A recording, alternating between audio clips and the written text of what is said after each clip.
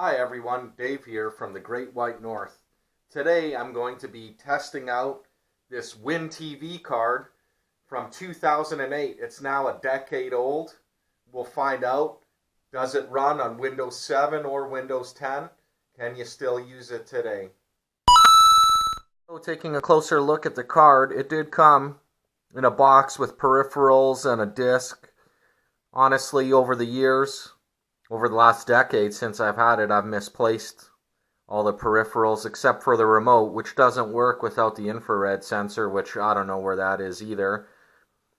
But if I remember correctly, you could control the card from within Windows. So the first thing I'm going to do is install it on a Windows 10 system and see how it goes. Let's pop this into one of my older Windows 7 systems and see if we can get this thing to boot up. Not going to bother fastening it.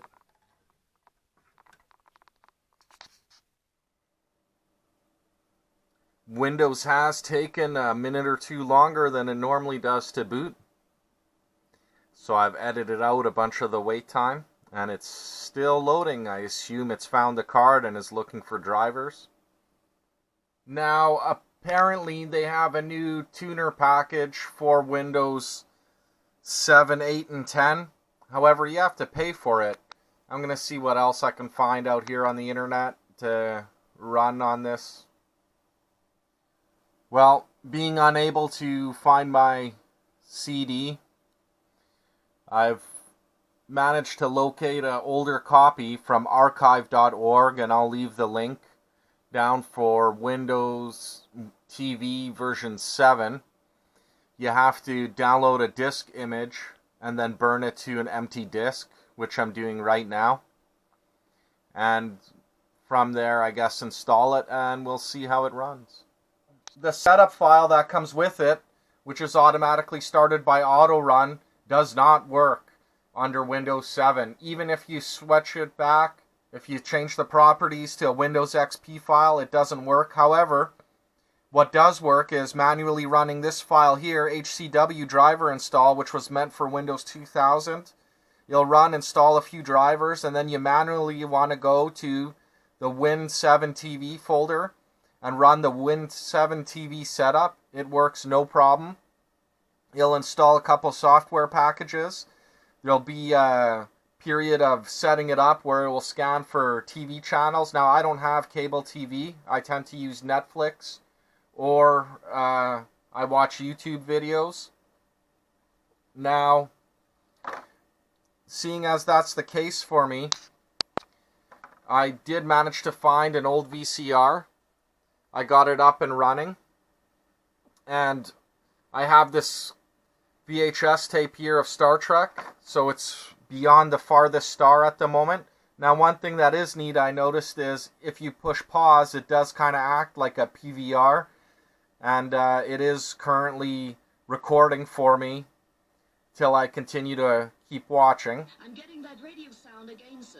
9 seconds right ascension from galactic plane. Dead ahead and closing fast. It's on the view screen now, sir. And it does have full screen modes. Put us alongside, Mr. Sulu. Aye, aye, sir.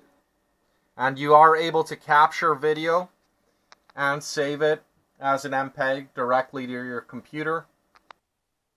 With Windows 7 working, let's try for Windows 10. While I've installed this with the power off to my Windows 10 system, it's actually my mining rig. And let's see how it fires up.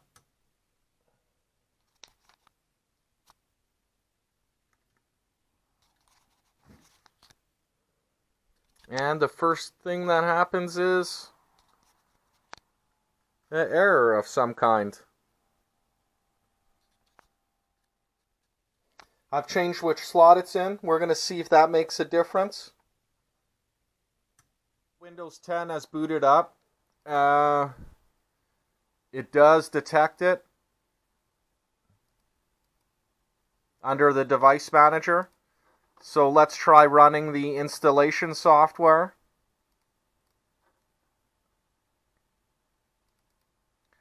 I'll install it the same way I did for Windows 7. I'll run the Windows 2000 drivers. Apparently it is updating some drivers. Now the drivers has been successfully installed into Windows 10.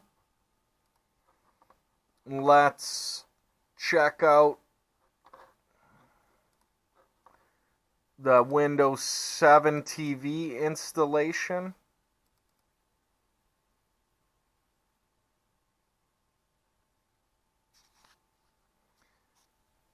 Now that the drivers have successfully installed, I'm in the WinTV 7 folder and I'm running WinTV 7 setup.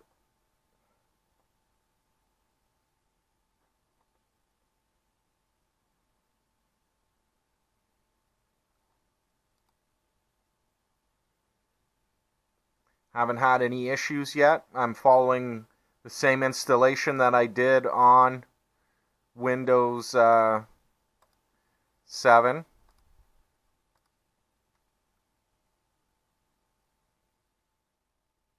Two minutes later, it's still installing something. I have no idea what Windows features. Oh, there we go. Net Framework 3.5 includes Net 2.0 and 3.0.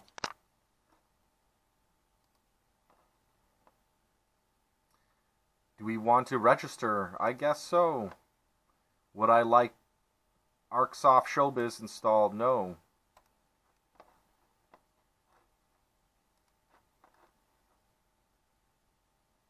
Now, let's see if we can run this.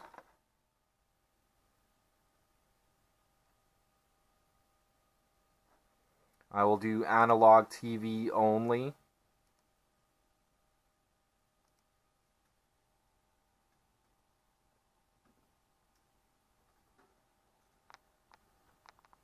Just make sure my VCR is on.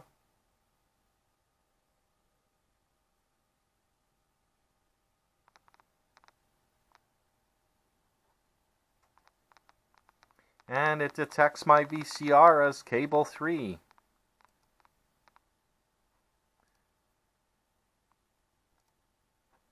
Let's start watching TV. And there we go. It appears to be working just fine.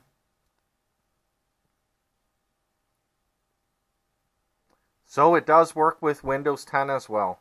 Since I got it to work in Windows 7 and Windows 10, and I'm feeling somewhat lucky, let's see if we can get it to run under Linux.